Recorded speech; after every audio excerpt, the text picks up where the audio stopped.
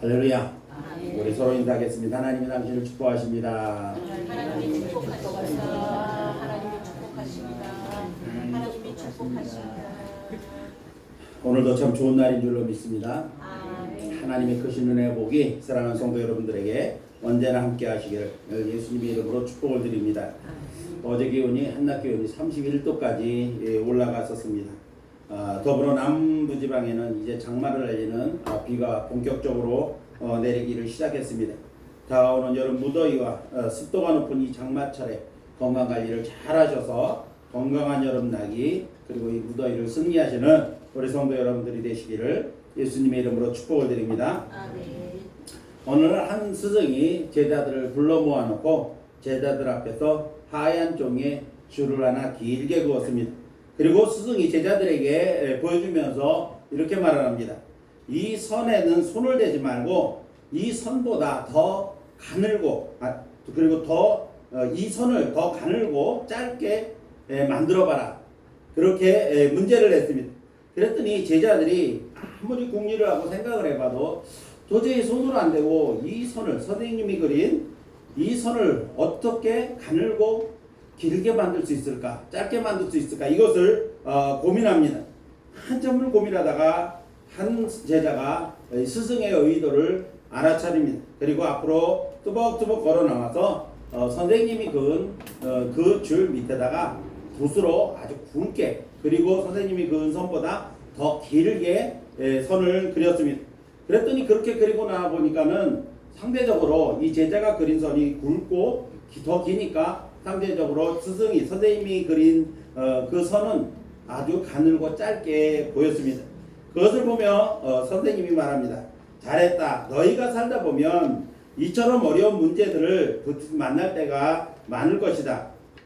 그럴 때마다 그 문제에만 집착하다 보면 근심과 염려만 더 쌓인다. 그러니까 이 문제에 집착하지 말고 그 문제 뒤에 자리 잡고 있는 그런 해결책을 볼 수 있어야 된다. 그럴 때마다 더 굵은 기도의 줄을 붙들고 그리고 감사의 줄을 길게 그어라.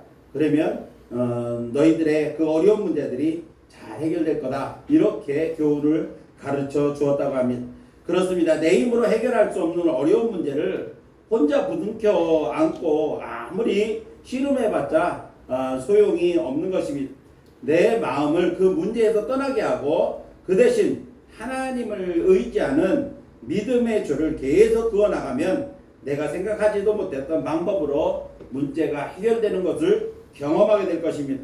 우리가 살아가는 인생은 결국 만만치 않습니다. 그리고 하루하루가 전쟁이다. 그렇게 사람들은 표현을 합니다. 하지만 위기와 늘 함께 붙어 다니는 것이 있는데 그것은 낙심이라고 하는 것인데 이 낙심에 빠지지만 않는다고 한다면 우리가 만나는 어떤 위기도 뛰어넘을 수가 있는 것입니다. 넘어지는 것이 문제가 아니라 넘어진 채로 머물러 있는 것이 문제이고 또 실패가 하는 것이 문제가 아니라 실패에 머물러 있는 것이 문제라는 겁니다. 실패로부터 배우지 못하는 것이 문제고 실패의 원인이 되는 실수를 반복하는 것이 문제인 것입니다. 그러므로 실패로부터 교훈을 얻었다고 한다면 그 실패는 오히려 더 값진 그러한 결과를 얻게 되어지는 것입니다. 낙심을 물리칠 수 있는 무기는 무엇일까요? 그것은 하나님을 믿는 믿음입니다. 낙심을 물리치고 또 실패를 극복할 수 있는 가장 큰 무기는 바로 하나님을 믿는 믿음인 것입니다. 하나님을 전적으로 신뢰하고 믿음으로 나아가면 우리는 반드시 이 어려운 문제들을 해결할 수가 있는 것입니다. 우리의 삶은 사탄과의 영적 전쟁에서 살아가는 것인데 사탄이 주는 것은 낙심하게 하고 절망하게 하고 좌절하게 하고 포기하게 하는 이런 부정적인 것들을 우리의 마음속에 심어줘서 우리를 완전히 좌절하고 일어나지 못하게 하려고 합니다. 그러나 우리는 이러한 사탄의 공격으로부터 승리하기 위해서는 하나님을 붙잡고 믿음으로 붙잡고 또 하나님을 전적으로 의지하는 그러한 우리의 믿음이 승리의 열쇠가 된다는 사실을 우리는 잊지 말아야 되겠습니다. 그래서 사랑하는 성도 여러분들은 차별 없이 찾아오는 갖가지 문제와 위기 속에서도 하나님을 신뢰함으로써 문제보다 크신 하나님의 능력을 의지하고 믿음으로 늘 승리하는 그러한 성도의 삶을 살아가시기를 예수님의 이름으로 축복을 드립니다. 우리가 6월은 민족을 위해서 헌신하는 분들을 기리고 그리고 나라와 민족을 위해서 함께 기도하는 호국 보훈의 달로 지키고 있습니다.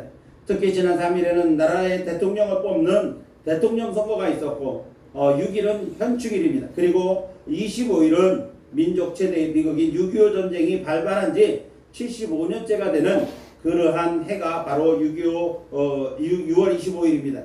이런 특별한 날들이 있어서 우리가 나라를 다시 한번 생각해 보게 하는 그러한 달인 것 같기도 합니다. 그리스도인들은 마땅히 나라와 민족을 위해 어떤 이념이나 사상에 치우치지 않고 그것을 초월해서 하나님의 말씀에 근거하여 바른 나라가 세워지도록 우리는 기도해야 합니다. 그런데 오늘날 이 시대 곧 우리가 살아가고 있는 현실은 그렇지 않은 것 같습니다.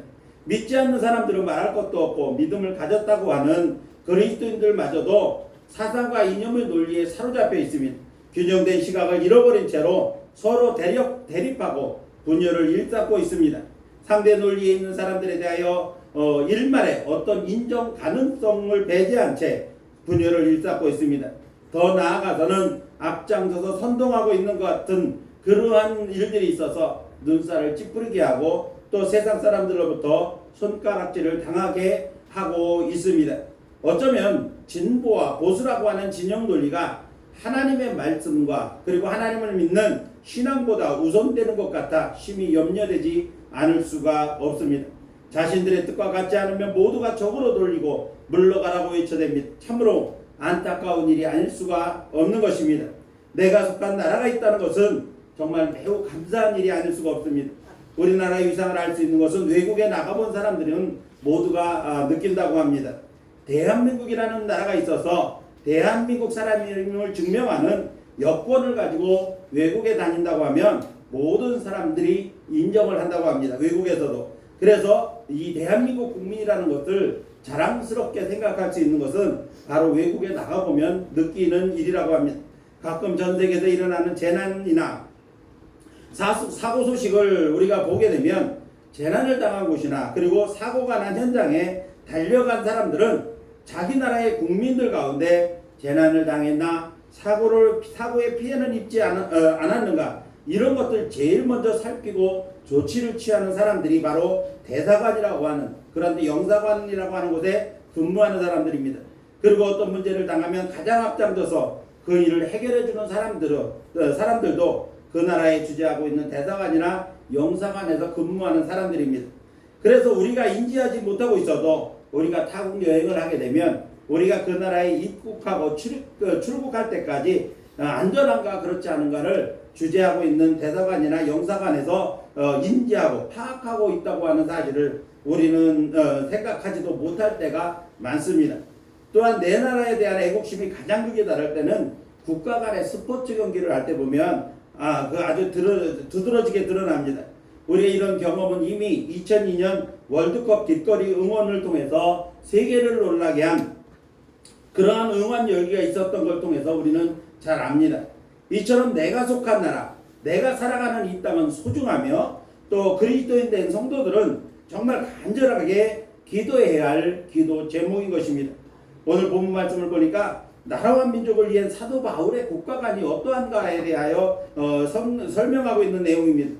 사도 바울은 본문을 통해서 자신이 가지고 있는 그리스도인으로서 나라와 민족을 위한 신념과 그리고 이스라엘 백성으로서의 국가관이 어떠한가를 보여주고 있습니다. 물론 영적으로 보면 하나님을 버리고 우상숭배에 빠져있는 그래서 하나님께로부터 징계를 받은 그러한 이스라엘 백성이지만 그래도 하나님은 그들을 향한 구원 계획을 가지고 있다. 이것이 바울이 주장하고 있는 국가관이라고 하는 것입니다. 그러니 그 안에서 사도 바울이 가지고 있는 자신의 조국인 이스라엘을 향한 바울이 나라와 민족을 어떻게 생각하고 있는가라고 하는 것을 우리가 쉽게 찾아볼 수가 있는 것입니다. 그래서 오늘은 보훈의 달을 맞이하여 본문인 사도 바울의 국가관을 통해서 성도는 나라 사랑을 어떻게 해야 되는가 이런 주제로 함께 말씀의 은혜를 나누려고 합니다. 오늘 말씀을 통해서 사랑하는 성도 여러분들이 사도 바울이 말씀하고 있는 그러한 성도로서 나라 사랑의 방법을 배우고 나라와 민족을 위하여 기도를 결단하는 그러한 복된 시간이 되실 수 있기를 예수님의 이름으로 축복을 드립니다. 아멘. 자, 그러면 사도 바울이 말하고 있는 성도의 나라 사랑은 어떤 방법이 있을까요? 첫 번째로 보니까 분명한 소속감을 가져야 한다라고 말씀하고 있습니다.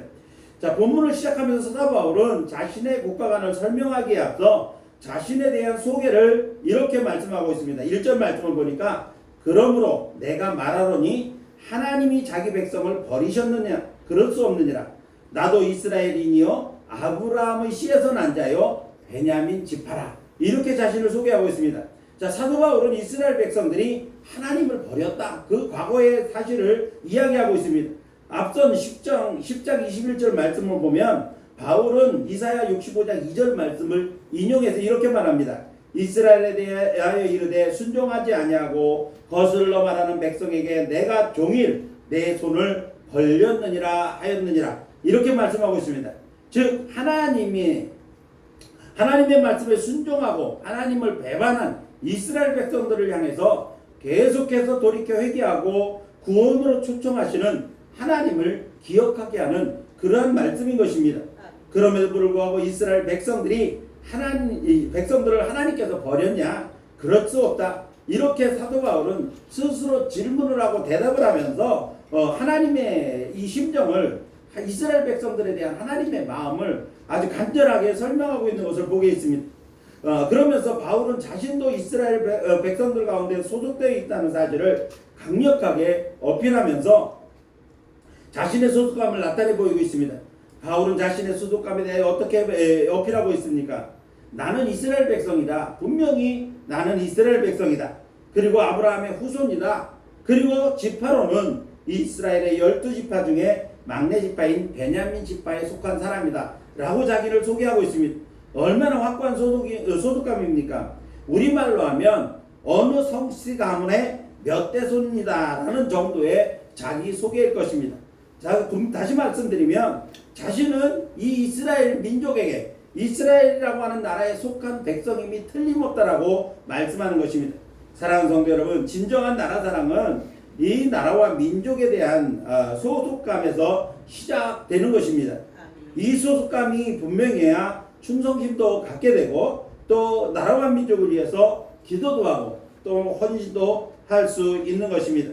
사람은 개인을 넘어서는 순간부터 무엇에 또는 어디에 소속되어 있습니다. 그리고 어디에 소속되어 있느냐에 따라서 소속되어 있느냐라고 하는 그 소속감은 매우 중요한 것입니다. 왜냐하면 혼자서 살아가는 독불장군은 없기 때문입니다.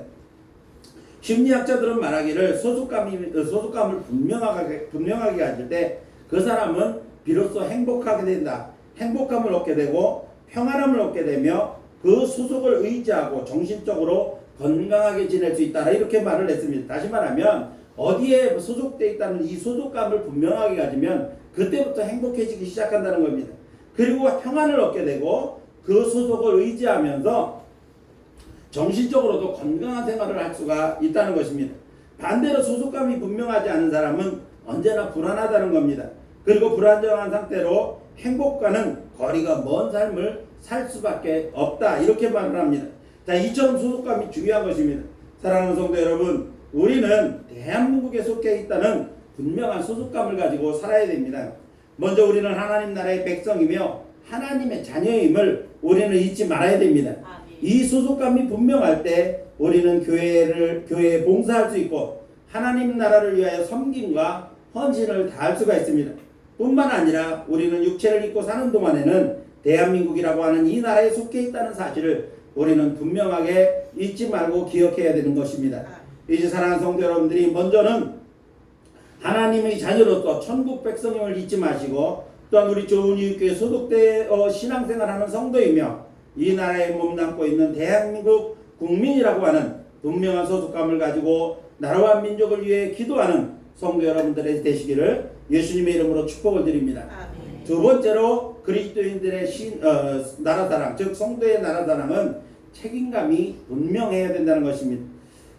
사도 바울은 자신이 이방인들의 구원을 위해 부르심을 받고 또 보내심을 받은 그러한 사람이라고 하는 이 분명한 사명의식이 있었습니다.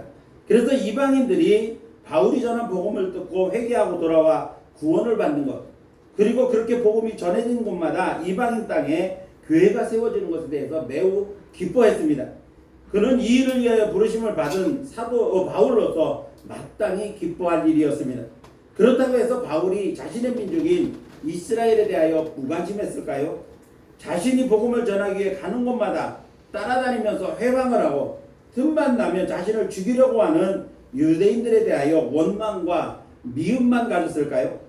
물론 인간이기에 지속적으로 따라다니며 복음을 전하는 일을 회방하고 그리고 믿는 자들을 박해하는 유대인들을 향해 원망의 마음이나 또 미움이 없었겠습니까? 그러나 성경에는 13권을 이 바울이 쓴 성경이 13권인데 이 13권 안에 그는 원망의 마음이나 미움은 단 한 줄도 표현되어 있지 않다는 것입니다. 다만 그들의 행위가 하나님을 대적하는 행위일까봐 걱정하고 염려하는 그러한 내용의 글들이 많이 담겨져 있습니다. 바울의 동족을 위한 마음은 성경에 잘 담겨져 있습니다. 로마서 9장 3절 말씀을 보면 나의 형제 곧 골리오의 친척을 위하여 내 자신이 저주를 받아 그리스도에게서 끊어질지라도 원하는 바다, 이렇게 설명을 합니다. 자신이 동족들의 구원을 위해서는 자신이 저주를 받아서 그리스도에게 끊어지는 한이 있더라도 간절히 바라는 것이 사도 바울의 심정이었고 동족을 향한 책임감이었다는 것입니다. 로마서 11장 14절 말씀에 의하면 이는 혹 내 고륙을 아무쪼록 시기하여 고륙들이 아무쪼록 시기하여 그들 중에 얼마를 구원하려 함이라, 이렇게 말을 합니다. 이 말은 앞뒤의 말씀을 함께 보면 이방인들이 구원을 받는 것을 보면서 이스라엘 백성들의 좀 마음의 시기와 질투가 일어났으면 좋겠다.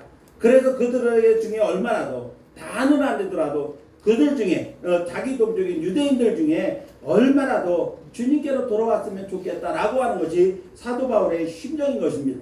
이방인들에게 복음을 전하는 것이 자기의 사명이어서 열심히 이방인들에게 복음을 전하지만 이방인들이 복음을 전해 듣고 구원받고 예수님을 믿는 것, 천국 백성이 되는 것을 보면서 유대인들 마음속에 시기가 일어나서 그들도 예수님을 좀 믿었으면 좋겠다, 그리고 회개했으면 좋겠다, 그 마음이 이 사도 바울의 마음속에 있었다는 것입니다. 이처럼 바울은 동족에 대한 책임감을 항상 가지고 있었던 것입니다. 이방인들에게 복음을 전하면서도 동족의 구원을 위한 책임감이 항상 있었던 것입니다. 그는 항상 이방 사람들에게 복음을 전하면서도 동족 구원에 대한 책임감을 가지고 끊임없이 기도하고 기회가 닿는 대로 유대인들에도 복음 전하기를 힘썼던 사람이 바로 사도 바울인 것입니다.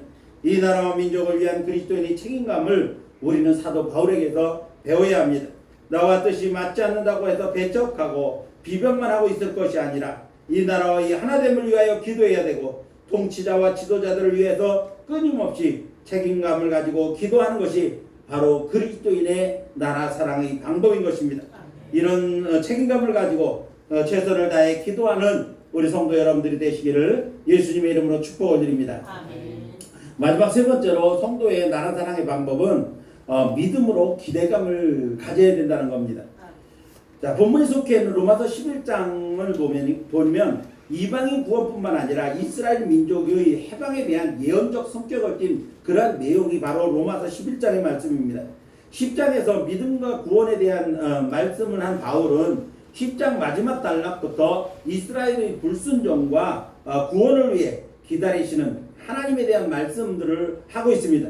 그래서 11장에 들어서면서부터 이스라엘을 구원하시기 위한 하나님의 계획에 대해서 계속해서 말씀하고 있는 것입니다. 사도 바울이 이스라엘의 불순종과 완악함에 대하여 말하면서도 한편으로는 이스라엘을 향한 하나님의 구원 계획, 하나님이 자기 백성을 버리지 아니하시고 그들을 구원하실 계획을 가지고 계신다는 사실을 계속해서 말씀하고 있는 것입니다. 여기에는 사도 바울이 이스라엘 민족에 대한 기대감을 가지고 있다고 하는 것을 보여주고 있는 내용인 것입니다.